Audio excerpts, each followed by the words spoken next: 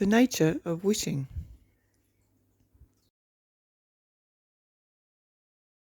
What if I told you that you only wish for those things that the spirit in you knows will happen one day?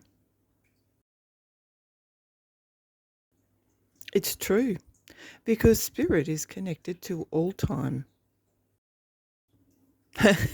Backwards, huh? Previously, you believed that it was your wishing that made things happen.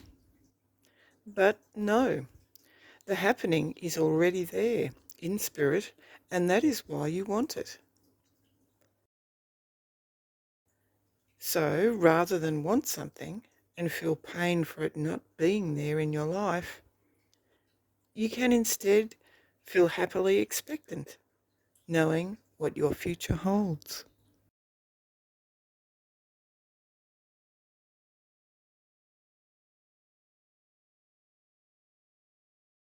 To support this work, please like the video and subscribe to the channel.